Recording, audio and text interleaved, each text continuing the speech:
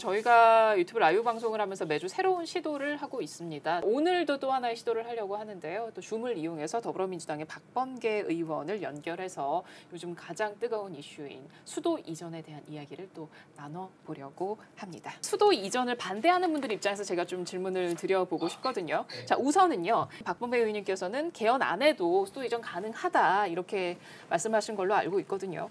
세 가지 방법이 있다고 생각합니다. 첫째는 바로 헌법을 개정해서 그 헌법 안에 세종시가 행정수도인 것을 명시하는 방법이 하나 있고요.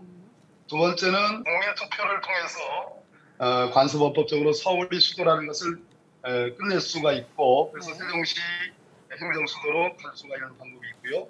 마지막 세 번째는 특별법을 제정하거나 또는 현재의 행복도시법을 개정하는 방식으로 여야가 합의를 통해서 통과를 시키면 그것 자체에 대해서 헌법재판소가 다시 재심의를 통해서 이 16년 전 했던 관습헌법상의 수도 개념을 바꿀 수가 있는 그러한 세 번째 방법이 있는데 네. 저는 세 번째 방법이 보다 감명하지 않을까, 좋지 않을까 하는 그런 입장을 갖고 있습니다.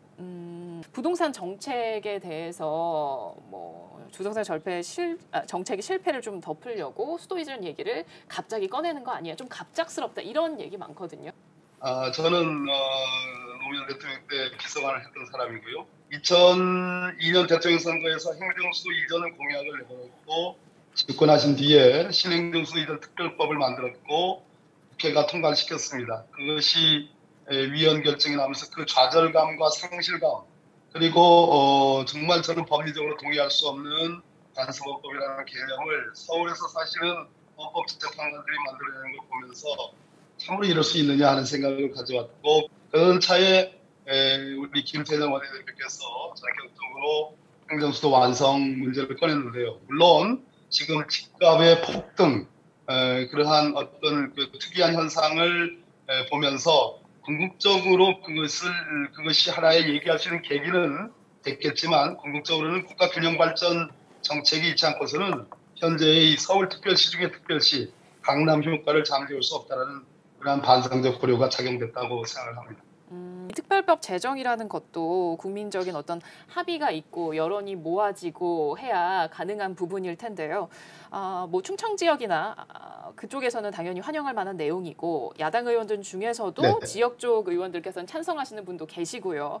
하지만 수도권이나 서울에 계신 분들 입장에서는 반대할 가능성도 높거든요. 이분들에 대해서는 어떻게 설득을 해 나가실 계획이신가요? 지금 현재의 소위 강남을 포함한 몇 군데의 소위 그 교통지역, 환경지역, 또 집값 문제 이런 것들을 해결하기 위해서는 훨씬 더 훌륭한 도시로 서울이 변모해야 된다는 데에는 서울 시민들, 수도권 주민들이 저는 동의한다고 생각합니다. 글로벌 경제 수도로서 서울을 자리매김하는 거 미국의 뉴욕과 워싱턴을 생각하면 되겠습니다.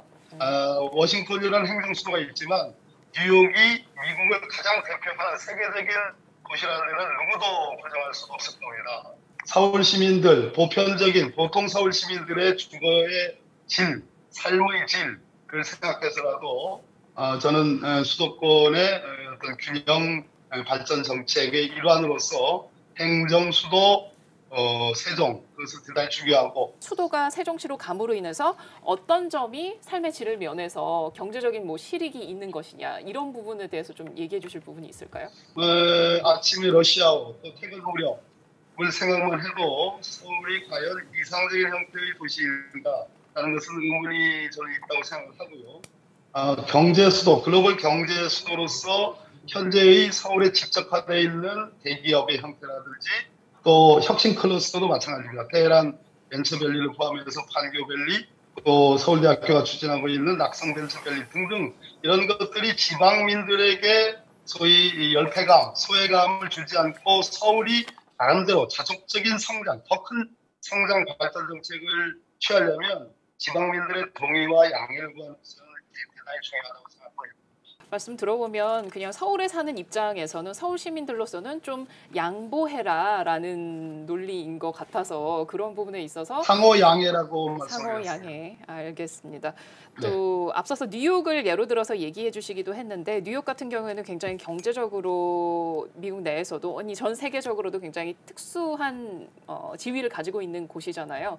서울도 그렇게 네. 성장을 할 수 있다고 그런 식으로 키워나가겠다고 말씀을 하신 건데 그게 꼭 수도 이전을 해야 그게 가능한 부분인 건지에 대한 궁금증도 있어서요. 대통령도 서울에 계십니다. 대한민국에서 가장 센 분이시죠. 국회도 서울에 있습니다. 모든 상임위는 다 국회에서 열립니다. 11개 부처가 세종시로 갔지만 여전히 주요한 부서들은 서울과 과천에 있습니다. 대법원도 서울에 있습니다. 서울중앙지검도 서울에 있고 대검찰청도 서울에 있습니다. 대통령만큼이나 센 듯이 보이는 윤석열 검찰총장도 서울에 있습니다. 이런 속에서 대한민국 100대 기업의 본사가 91%가 다 서울에 있는 거 아시는지 모르겠습니다. 1000대 기업으로 나가면 약 70~80%가 서울 및 수도권에 소재합니다. 서울의 소위 청년 인구도 50%가 넘습니다. 서울의 국토 면적은 제가 알기로는 11% 정도밖에 아마 안 되는 걸로 알고 있습니다.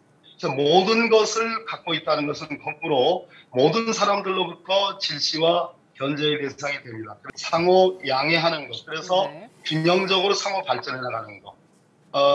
서울시를 포함해서 수도권에 소위 지역 상생 발전 계획이라는 게 있습니다. 부가세 몇 프로를 떼가지고 지방 세수로 넘겨주는 거죠. 지역의 균형 발전을 위해서. 그것은 수도권이 워낙 세고 서울이 워낙 세기 때문에 하는 균형 발전 정책입니다. 그것을 더 확대하면 그것이 곧 세종 행정수도 완성이라고 생각합니다. 알겠습니다. 제가 오늘은 수도 이전을 좀 반대하는 분들의 입장에서 박범계 의원님께 질문을 드려봤어요. 바쁘신 중에도 이렇게 응해주셔서 감사드리고요. 말씀 잘 들었습니다. 고맙습니다. 네, 좋은 시간이었습니다. 감사합니다. 네, 감사합니다.